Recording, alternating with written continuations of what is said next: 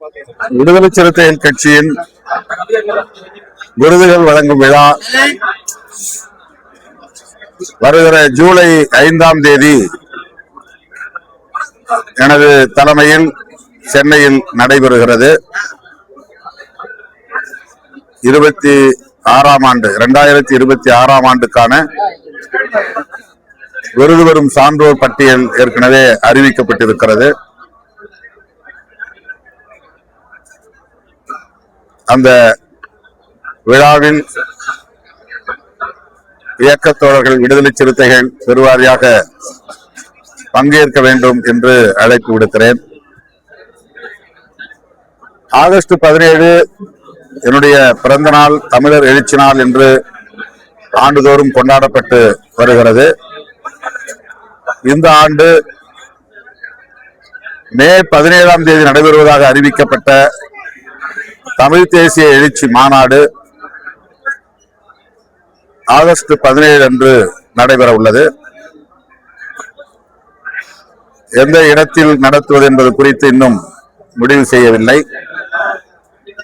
கட்சியின் உயர்நிலை குழு கூட்டத்தை கூட்டி முடிவு செய்ய இருக்கிறோம். மாநாட்டை ஒட்டி தமிழ்நாடு முழுவதும் மண்டல வாரியாக நான் முன்னணி பொறுப்பாளர்களை சந்திக்க இருக்கிறேன். மண்டல செயற்குழு மண்டல வாரியாக ஒருங்கிணைக்கப்பட உள்ளது. ஜூலை 10ஆம் தேதியிலிருந்து ஜூலை 20ஆம் தேதிக்குள்ளாக இந்த மண்டல செயற்குழு கூட்டங்களை நடத்த திட்டமிட்டிருக்கிறோம். விடுதலை சிறுத்தைகள் கட்சி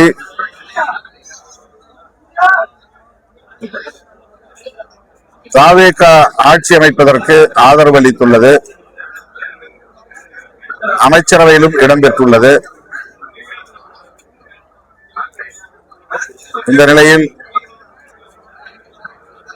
விடுதலை சிறுத்தைகள் கட்சியின் எதிர்கால அரசியல் குறித்து கட்சியின் உயர்நிலை குழு கூட்டத்தை கூட்டி ஆலோசிக்க இருக்கிறோம்.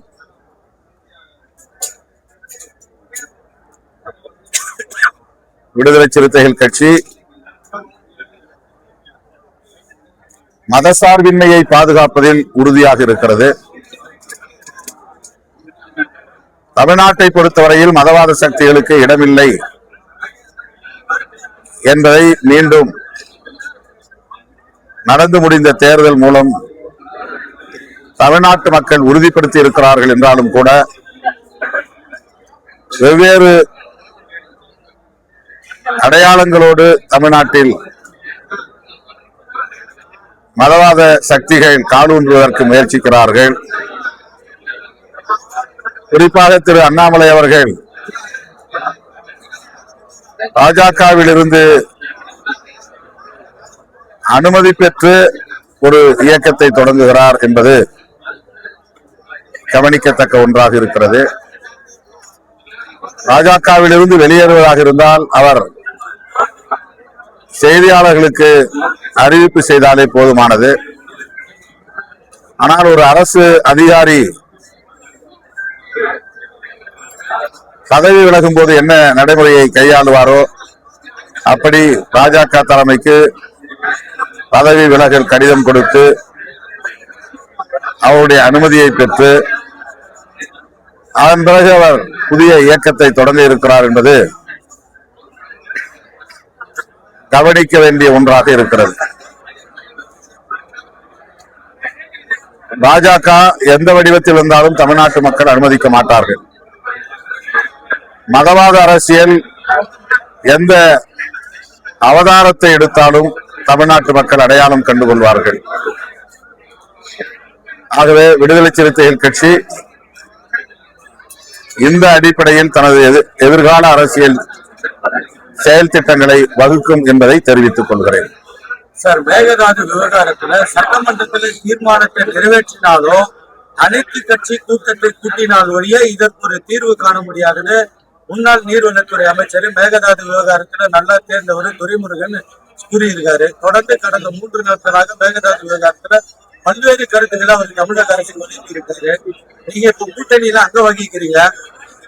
நாளடைவில் இப்ப வந்து மேகதாது விவகாரத்துல அனைத்து கட்சி கூட்டத்துக்கு உங்க தரப்புல இருந்து விடுதலை சிறுத்தைகள் தரப்புல இருந்து அழுத்தம் கொடுக்கப்படுமா? ஏன்னா ஒட்டுமொத்த தமிழகத்தின் ஒரு எதிர்ப்பு குரலா இருக்கு. சட்டமன்றத்தில் முதலமைச்சர் முன்மொழிந்துள்ள தீர்மானத்திற்கு அனைத்து கட்சியினரும் ஆதரவு நல்கி ஒருமனதாக நிறைவேற்றப்பட்டிருக்கிறது. இதன் மூலம் புதிதாக ஆட்சி பொறுப்பேற்றுள்ள தமிழக முதலமைச்சர் மேகதாதுவில் அணை கட்டுவதற்கு இந்திய ஒன்றிய அரசு அனுமதிக்க கூடாது என்பதை தெளிவுபடுத்தியிருக்கிறார். அதனை உறுதிப்படுத்துவதற்கான ஒரு தீர்மானமாகத்தான் இதனை நாம் பார்க்கிறோம். அதனை அடுத்து நாம் என்ன செய்ய வேண்டும், அனைத்து கட்சியினரும் ஒருங்கிணைந்து எவ்வாறு செயல்பட வேண்டும், மேகதாது பகுதியில் அணை கட்டினால் தமிழ்நாடு எந்த வகையில் பாதிக்கப்படும், விவசாயிகள் மட்டுமின்றி குடிநீருக்கு மக்கள் எவ்வாறு பாதிக்கப்படுவார்கள், கால்நடைகள் எவ்வாறு பாதிக்கப்படும் என்பது குறித்தெல்லாம் நமக்கு கவலை மேலோங்கி இருக்கிறது. எனவே இதை விவாதிக்க வேண்டியது தவிர்க்க முடியாத ஒரு தேவை. அனைத்து கட்சியினரும் எவ்வளவு கருத்து முரண்பாடுகள் இருந்தாலும் தமிழ்நாட்டு நலன்களை முன்னிறுத்தி இந்த விவகாரத்தில் ஒற்றுமையாக இருந்து ஒருங்கிணைந்து செயல்பட வேண்டிய தேவை உள்ளது என்பதை யாரும் மறுக்க இயலாது. எனவே அனைத்து கட்சி கூட்டத்தை கூட்டுவது அவசியமானது, தமிழ்நாட்டு நலன்களுக்கு உகந்தது. எனவே விடுதலை சிறுத்தைகள் கட்சியும் தமிழ்நாடு முதல்வருக்கு இது தொடர்பாக அனைத்து கட்சி கூட்டத்தை கூட்ட வேண்டும் என்ற வேண்டுகோளை விடுக்கிறோம். அதே போல காங்கிரஸ் வந்து இரட்டை வேட போடுகிறது. தமிழிசை சௌந்தரராஜன் இப்ப குடியாத்துல சொல்லியிருக்காங்க. தமிழ்நாட்டை பொறுத்தவரையில் காங்கிரஸ் கட்சி எப்போதுமே தமிழ்நாட்டு நலன்களை முன்னிறுத்தி முடிவுகளை எடுத்திருக்கிறது. அல்லது தமிழ்நாடு எடுக்கிற முடிவுகளுக்கு தமிழ்நாடு காங்கிரஸ் கமிட்டி ஒத்துழைப்பு நல்கி இருக்கிறது. இதுதான் கடந்த கால வரலாறு. ஆகவே இன்றைய சூழலிலும், அதாவது கர்நாடகத்தில் காங்கிரஸ் கட்சி ஆட்சியில் இருந்தாலும் கூட அங்கே கர்நாடக காங்கிரஸ் ஒரு முடிவை எடுத்தாலும் கூட தமிழ்நாடு காங்கிரஸ், தமிழ்நாடு அரசும் தமிழ்நாட்டு மக்களும் மேற்கொள்ளுகிற முயற்சிக்கு ஒத்துழைப்பார்கள் என்றுதான் நான் பெரிதும் நம்புகிறேன். கடந்த 30 நாட்கள்ல பாலியல் குற்ற சம்பவங்களை வந்து தமிழகத்தில் அதிகரிச்சிருக்கு.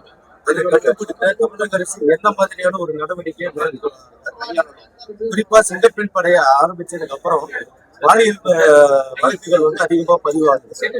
என்ன மாதிரி ஒரு ஸ்ட்ராட்டஜி, ஒரு ஸ்டாண்ட் வந்து தமிழ்நாடு கவர்மெண்ட் எடுக்குது? பெண்கள் சிறுமிகள் தொடர்பான விவகாரங்களில் கூடுதல் கவனம் செலுத்த வேண்டும் என்கிற பொறுப்புணர்வு முதலமைச்சருக்கு இருக்கிறது என்பதை